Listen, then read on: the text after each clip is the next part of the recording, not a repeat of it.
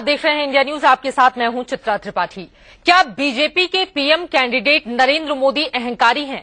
क्या मोदी ने गुजरात में अपने दोस्तों को कौड़ियों के भाव जमीन दे दी? क्या मोदी के गुजरात में किसानों को वाजिब हक नहीं दिया जाता? क्या गुजरात मॉडल की आड़ में मोदी देश को बरगला रहे हैं? और क्या एबीसीडी और आरएसवीपी के जुमले बोलकर मोदी जनता को भटका रहे हैं? एक नहीं कई बड़े सवाल और गंभीर आरोप आज एक बार फिर से प्रियंका गांधी ने बीजेपी के पीएम कैंडिडेट नरेंद्र मोदी पर लगा दिए। इससे पहले भी प्रियंका ने महिला सशक्तिकरण के मुद्दे पर नरेंद्र मोदी को घेरा था और उससे पहले भी पति रॉबर्ट वाड्रा पर हो रहे निजी हमले पर प्रियंका ने मोदी पर पलटवार किया था। ऐसे में बीच बहस का बड़ा सवाल तो यही है कि प्रियंका ने महिला सशक्तिकरण के मुद्दे पर नरेंद्र मोदी को घेरा था और उससे पहले भी पति रॉबर्ट वाड्रा पर हो रहे निजी हमले पर प्रियंका ने मोदी पर पलटवार किया था। ऐसे में बीच बहस का बड़ा सवाल तो यही है कि प्रियंका के मोदी पर लगातार हमलों का आखिर मतलब क्या है? क्या किसी रणनीति के तहत प्रियंका ने मोदी के खिलाफ मोर्चा खोल दिया है?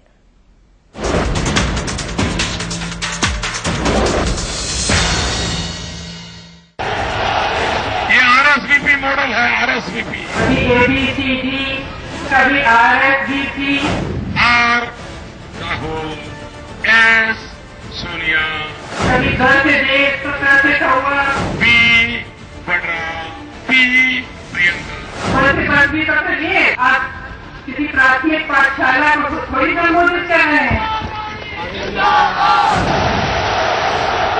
2014 की जंग दिलचस्प मोड़ पर आ चुकी है, क्योंकि इस जंग में बीजेपी के पीएम कैंडिडेट नरेंद्र मोदी को अब सीधी चुनौती देने के लिए मोर्चा प्रियंका गांधी ने संभाल लिया है। रायबरेली की एक जनसभा में आज एक बार फिर प्रियंका ने मोदी पर ताबड़तोड़ कई हमले किए। हम आपको वो हमले सुनाएं, उससे पहले सुनिए मोदी का ये बयान, जिसने प्रियंका गांधी को हमलावर होने पर मजबूर कर दिया।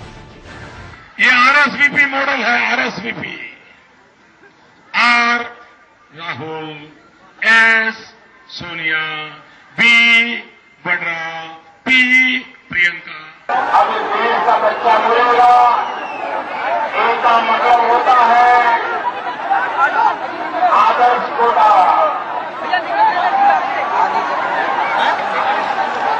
इसका मतलब होता है का घोटाला। इसका मतलब होता है वोटों के कारनामे। इसका मतलब होता है कांग्रेस। प्रियंका गांधी ने आज मोदी के इसी बयान पर करारा जवाब दिया। कभी एबीसीडी, कभी आरएसवीपी, कभी घर से देश तो कैसे हुआ, बस से बात भी तो करिए। आप किसी प्राथमिक पाठशाला को थोड़ी संबोधित कर रहे हैं। प्रियंका ने मोदी के गुजरात मॉडल पर भी गंभीर सवाल उठाए। अडानी और मोदी की दोस्ती पर भी उंगली उठा दी। जनता सब समझती है, आपके गुजरात का मॉडल भी समझती है, जिसमें आपने कौड़ियों के दाम पे हजारों एकड़ जमीन अपने दोस्तों को दी। इससे पहले कल भी प्रियंका ने मोदी पर निशाना साधा था। इशारों में कहा था कि लोग महिला सशक्तिकरण की बात तो करते हैं, लेकिन बंद कमरों में महिलाओं के फोन भी सुनते हैं। अगर हमारी सशक्तिकरण की बात कर रहे हो तो बंद कमरे में हमारे फोनों में फोन मत सुनो। या अगर ऐसे राजनेता हैं, नेता हैं आपके दल में जो गलत कार्य करते हैं महिलाओं के प्रति, उनको बाहर निकालो। अब बड़ा सवाल ये है कि वो प्रियंका गांधी, जिन्होंने खुद को हमेशा रायबरेली और अमेठी के चुनाव प्रचार तक सीमित रखा, वो प्रियंका गांधी जिन्होंने कभी खुलकर विरोधियों पर इस तरह बयान नहीं दिया, वो प्रियंका गांधी अचानक मोदी के लिए इतनी आग क्यों उगलने लगी हैं? दरअसल प्रियंका के इस बदले हुए रुख की वजह है मोदी का प्रियंका पर ये निजी वार, जिससे बेहद गुस्से में है प्रियंका गांधी। एक 10वीं कक्षा तक पढ़ा हुआ नौजवान जिसके जेब में 1 लाख रुपया था, 1 लाख रुपया था, और 3 साल में 300 करोड़ रुपया हो गया। ऐसा जादूगर ये है। मां बेटे का ये मॉडल है, मां बेटे का ये कारोबार है। टू जी का तो सुना था, अब जीजा जी का भी सुन लिया। लेकिन क्या यही एक बड़ी वजह है मोदी पर प्रियंका के हमले की? कठोर बातें, मेरे परिवार को जलील करना, मेरे पति के बारे में बहुत बातें कही जाती हैं, मुझे दुख होता है। जानकारों की माने तो 2014 के सियासी रण में कांग्रेस बीजेपी से रेस में काफी पीछे चली गई है। राहुल गांधी मोदी पर सीधा अटैक तो कर रहे हैं, लेकिन वो जनता के दिलों में इतनी छाप नहीं छोड़ पा रहे हैं। शायद इसीलिए कांग्रेस ने अब अपनी रणनीति बदल दी है। मोदी से मोर्चा लेने के लिए सीधे प्रियंका को आगे कर दिया है, लेकिन बड़ा सवाल तो अब भी वही का वही है। क्या बाकी के 3 चरणों के चुनाव में मोदी पर प्रियंका के ये हमले कांग्रेस को कोई बड़ी कामयाबी दिला पाएंगे? क्या बाकी के 196 सीटों पर होने वाले चुनाव में प्रियंका मोदी की लहर का कार्ड बन पाएंगी? कभी ABCD, कभी RSVP। रायबरेली से सुप्रिया भारद्वाज के साथ ब्यूरो रिपोर्ट, इंडिया न्यूज। आप किसी प्राथमिक पाठशाला को थोड़ी संबोधित कर रहे हैं। प्रियंका गांधी एक अच्छी वक्ता भी हैं। कम शब्दों में अपनी ज्यादा बातें कहना वो जानती हैं और इसी वजह से उनकी बातें बीजेपी के नेताओं को चोट कर रही हैं। बहरहाल हमारे साथ तमाम मेहमान जुड़े हुए हैं, उनका परिचय आपसे करा देती हूं, जिनसे बीच बहस की हम शुरुआत करेंगे। स्क्रीन पर आप देख भी पा रहे हैं, आम आदमी पार्टी के नेता हमारे साथ जुड़ चुके हैं संदीप दुबे जी, और भोपाल से हमारे साथ कांग्रेस के स्पोक्स पर्सन मुकेश नायक जी भी जुड़ चुके हैं, और हमारे साथ सुप्रिया हमारी सहयोगी रायबरेली से जुड़ चुकी हैं। रायबरेली में जिस वक्त प्रियंका गांधी नरेंद्र मोदी पर बरस रही थी, उस वक्त प्रियंका के हमले को बेहद नजदीक से हमारी सहयोगी सुप्रिया भारद्वाज देख रही थी। इस वक्त हमारे साथ सीधे जुड़ी हुई हैं। सुप्रिया, पहला सवाल आपसे यही है कि ये हमला प्रियंका गांधी का कांग्रेस की किस रणनीति का हिस्सा है, जरा विस्तार से बताइए आप।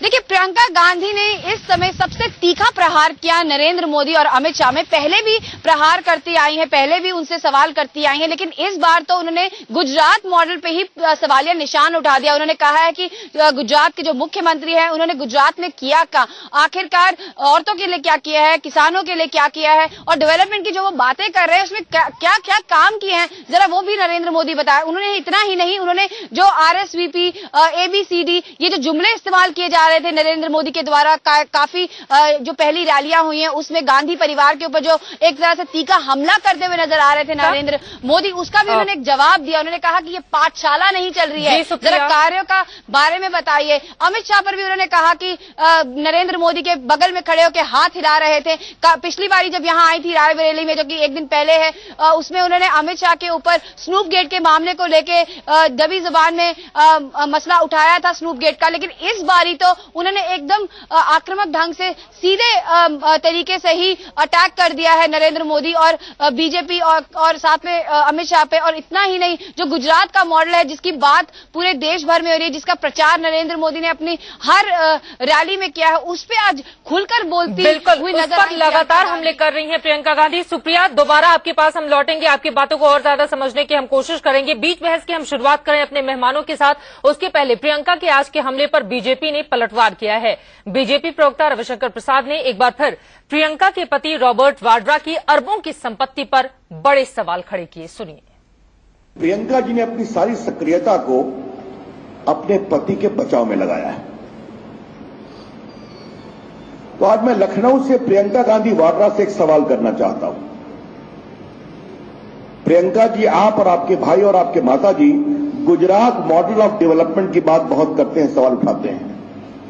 बीजेपी की ओर से रविशंकर प्रसाद आपसे एक सवाल पूछ रहा है, ये Robert Vadra model of development क्या है, जरा इसका उत्तर दीजिए आप। 2-3 लाख की पूंजी लगाकर 1-2 साल के अंदर 300 करोड़ रुपया कमाना, यह कौन सा मॉडल ऑफ डेवलपमेंट है? Madam Priyanka Gandhi Vadra, the country wants an answer from you. Ravishankar Prasad को आप सुन रहे थे। वहीं बीजेपी नेता उमा भारती ने भी प्रियंका गांधी वाड्रा पर पलटवार किया है। उन्होंने कहा कि बीजेपी को किसी पब्लिसिटी की जरूरत नहीं है। दरअसल प्रियंका ने कहा था कि रॉबर्ट वाड्रा पर आरोप लगाकर बीजेपी नेता अपनी पब्लिसिटी कर रहे हैं। प्रियंका जी, अभी आपकी वो औकात नहीं बनी है कि पब्लिसिटी गेन करने के लिए मुझे आपका नाम लेना पड़े। हमें पब्लिसिटी के लिए अटल बिहारी वाजपेयी काफी हैं। उमा भारती तल्ख शब्दों का इस्तेमाल करती हुई, लेकिन नरेंद्र मोदी रॉबर्ट वाड्रा को लेकर हमलावर उस तरह से नहीं है जितना बीजेपी के दूसरे नेता हैं। फिलहाल प्रियंका गांधी बार बार नरेंद्र मोदी पर हमला कर रही हैं। आखिर किस रणनीति के तहत, इस पर चर्चा करने के लिए हमारे साथ मेहमान मौजूद हैं। सबसे पहले मुकेश नायक जी, आपसे ही ये सवाल है, राहुल गांधी का हमला उतनी दूर तलक नहीं जा रहा था, इसी वजह से प्रियंका को आगे कर दिया क्या कांग्रेस पार्टी ने?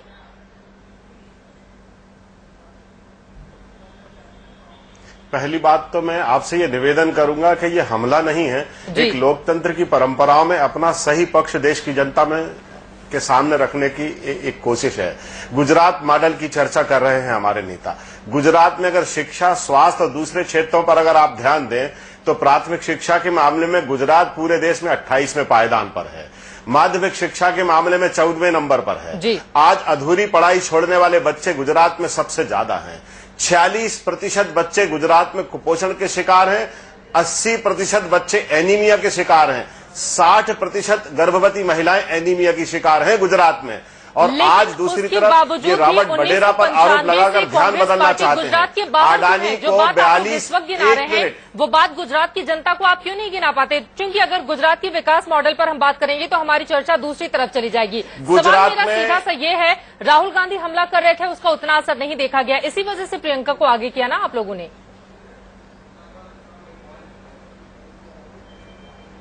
नहीं, प्रियंका को हमने आगे नहीं किया, उनकी ये स्वाभाविक प्रतिक्रिया हुई। जिस तरह से रॉबर्ट बडेरा के बारे में झूठा अभियान चलाया गया, झूठा प्रचार किया गया, केवल इसलिए किया गया कि 42,000 एकड़ जमीन गुजरात में अडानी को 1 रुपए वर्ग मीटर में दे दी गई, और वही जमीन आपने कभी ऐसा सुना कि 600 रुपए वर्ग मीटर में सरकारी वही जमीन दूसरे को बेच दी जाए?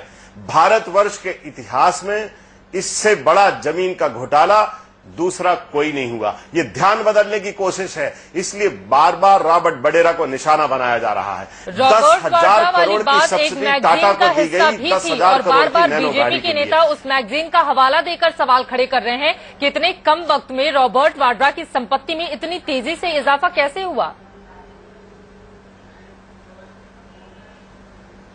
ये गलत जानकारियां दी गई, मैगजीन में गलत लेख छपा है, गलत इंफॉर्मेशन दी गई है मैगजीन में। इस वजह से वो मैगजीन को कोट करते हैं, सीधे आरोप नहीं लगाते हैं। अगर सीधे आरोप लगाएंगे तो एक लिटिगेशन बनेगा, एक न्यायिक प्रक्रिया का हिस्सा बन जाएगा उनका वक्तव्य।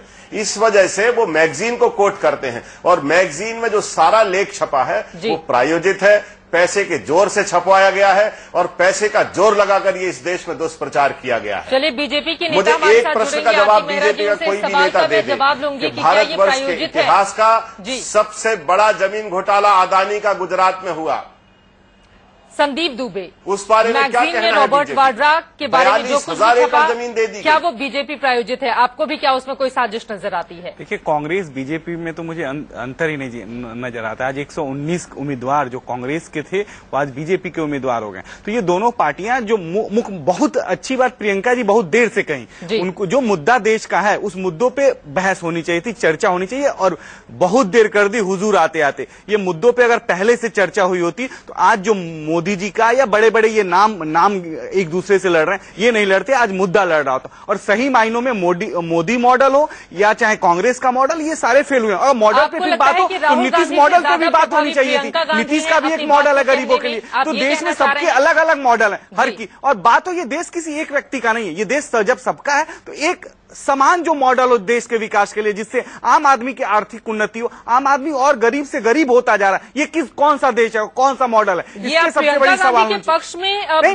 मैं तो ये दोनों कांग्रेस बीजेपी दोनों से दोनों ही प्रदेशों में ऐसे हुए हैं, और जहां कांग्रेस के शासन हुए वहां भी रहे हैं। राजीव जी जब मैं जो बात कर रहा हूं बिल्कुल मिडिल बोल रहा हूं, मैं किसी का पक्ष विपक्ष नहीं कर रहा। राजीव जी ने जब सबसे पहले इस चीज को कहा पूरे देश के सामने कि जो 100 रुपए चलते हैं, जाते जाते भ्रष्टाचार की भेंट चढ़ जाते 57 रुपए, 3 रुपए आम आदमी तक नहीं पहुंचता। उसके बाद इतने दिनों तक सरकार कांग्रेस की रही है, कांग्रेस की सरकार ने भ्रष्टाचार पे क्या काम किया? वही काम आज गुजरात में भी हो रहा है। इतना ही विकास ना हो जाए कि भ्रष्टाचार की जननी बन जाए वो जगह, और भ्रष्टाचार इतना फल फूल जाए कि जो विकास आम जन तक जाना चाहिए वो जा नहीं पाए। इस बारे में समझा क्यों नहीं पा रहे हैं? और यही सवाल मुकेश नायक जी आपसे मेरा है।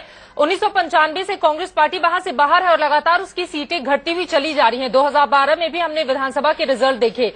आप लोग जो बातें इस वक्त गिना रहे हैं टीवी पर कि कौड़ियों के भाव में जमीन दे दिया जाता है, भ्रष्टाचार चरम पर है, इतनी सारी खामियां हैं, गुजरात की जनता को ये बात समझा पाने में आप लोग असफल क्यों हो रहे हैं? इस देश का दुर्भाग्य है कि आज मैनेजमेंट परफॉर्मेंस पर हावी हो गया। आज जो अच्छा मैनेजमेंट कर ले वो चुनाव जीत जाता है। गुजरात में हम इसलिए चुनाव हारते हैं क्योंकि पूरी आबादी को हिंदू और मुसलमानों में बांट दिया जाता है, बड़े समुदायों में सामंजस्य को खत्म किया जाता है, इलेक्शन को पोलराइज किया जाता है, पैसे के जोर से, मैनेजमेंट के जोर से आदमी को प्रभावित किया जाता है और इसलिए हम गुजरात में हार जाते हैं। गुजरात में 1995 के बाद हम इसलिए हारे क्योंकि बीजेपी केवल मैनेजमेंट करती है, आदमियों को मैनेजमेंट आप लोग भी कर सकते थे। चुनाव देख लीजिए, 714 टेलीविजन चैनलों पर बीजेपी का प्रचार चल रहा है। बीजेपी का प्रचार तो चल ही रहा है, लेकिन आप लोगों का भी तो प्रचार चल रहा है। आप लोग भी इस मामले में कम से कम टक्कर तो दे ही रहे हैं ना मुकेश नायक जी। 14 टेलीविजन चैनलों पर बीजेपी का प्रचार चल रहा है। बीजेपी का प्रचार तो चल ही रहा है, लेकिन आप लोगों का भी तो प्रचार चल रहा है। आप लोग भी इस मामले में कम से कम टक्कर तो दे ही रहे हैं ना मुकेश नायक जी। चलिए आपसे मैं जवाब लूंगी, लेकिन आरती मेहरा जी इस वक्त हमारे साथ फोन लाइन पर जुड़ चुकी हैं। आरती जी जी, मुकेश नायक जी आती हूं मैं आपके पास। आरती जी, सीधा कांग्रेस पार्टी का आरोप है कि दरअसल नरेंद्र मोदी गुजरात के विकास की आड़ में देश के लोगों को बरगला रहे हैं और प्रियंका गांधी ने एक बार फिर से अपनी बातों को दोहराया है। इस पर टिप्पणी आपकी। ऐसा है, मैं इनकी पूरी बात सुन रही थी मुकेश राय जी की। जी, ये पहले हिसाब से 1,86,000 करोड़ का, 1,76,000 करोड़ का, कॉमनवेल्थ का 70,000 करोड़ का, और दुनिया भर के इतने बड़े बड़े ऐसे जो 2G के घोटाले हैं इनके, और इनके जो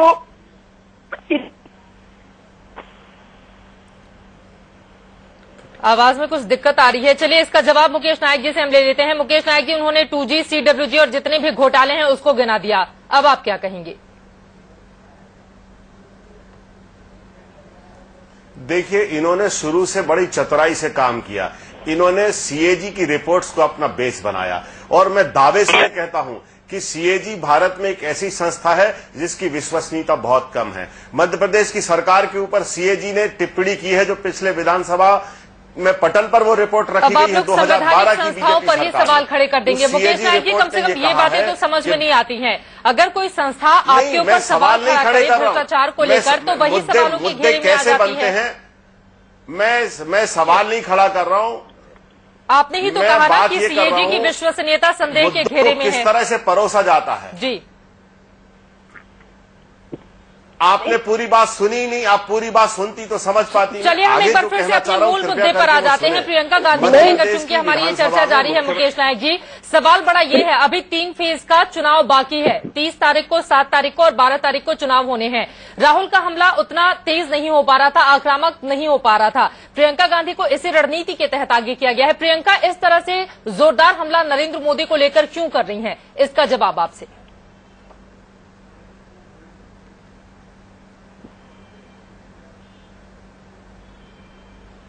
नहीं, प्रियंका गांधी नरेंद्र मोदी पर क्या हमला कर रही हैं? हम देश की असली तस्वीर भारत की जनता के सामने रख रहे हैं। जिस गुजरात मॉडल के माध्यम से पूरे देश की जनता की आंखों में धूल झोंकी जा रही है, उसकी असली तस्वीर हम देश की जनता के बीच में रखने की कोशिश कर रहे हैं। हम कह रहे हैं कि गुजरात पर आज 1,75,000 का कर्ज है।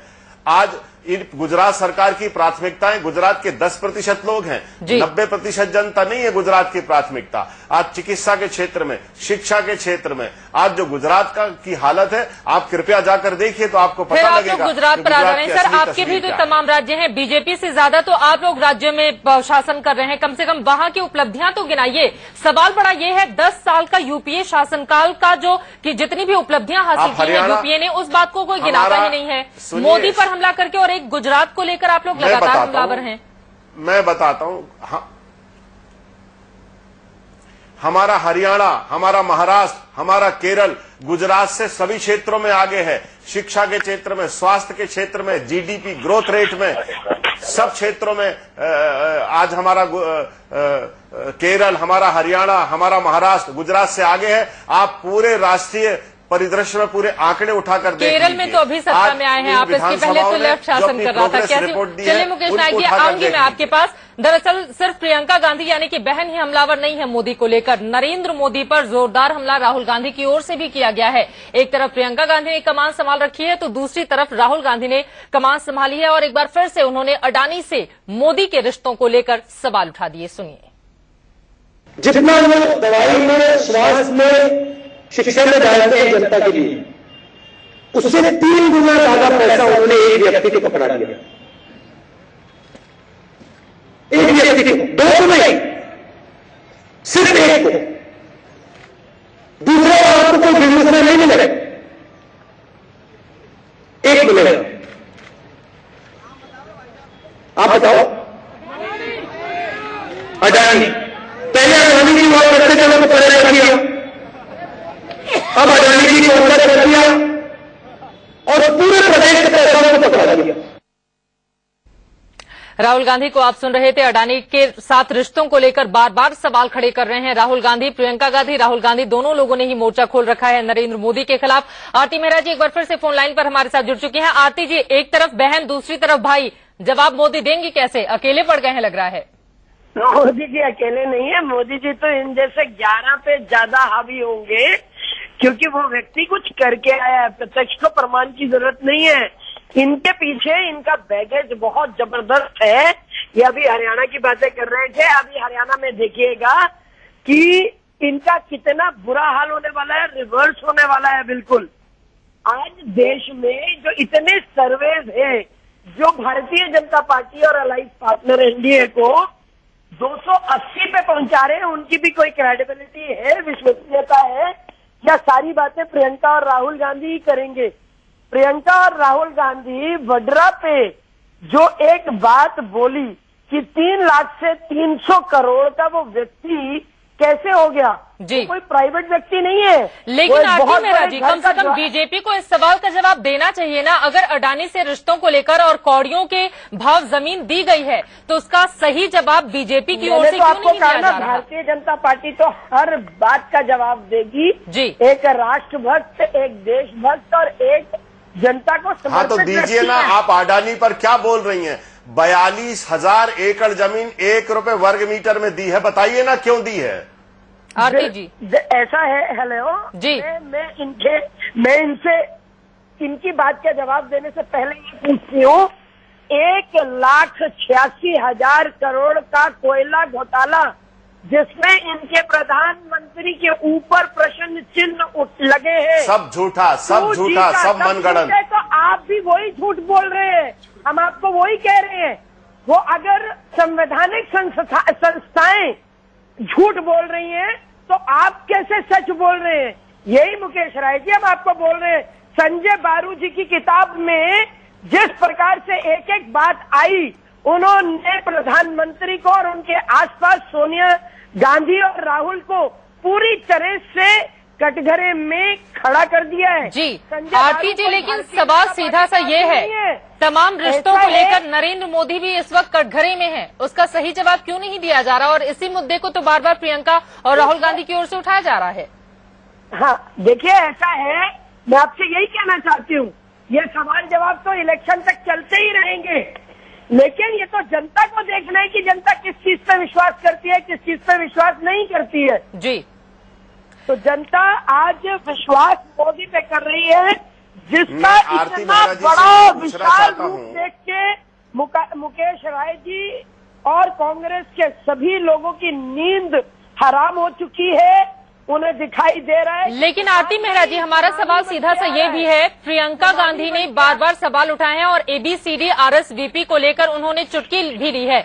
3 फेज के इलेक्शन अभी बचे हुए हैं, ऐसे में प्रियंका गांधी का इस तरह से बीजेपी पर और नरेंद्र मोदी को लेकर हमला करना कितना नुकसान पहुंचाएगा आप लोगों को?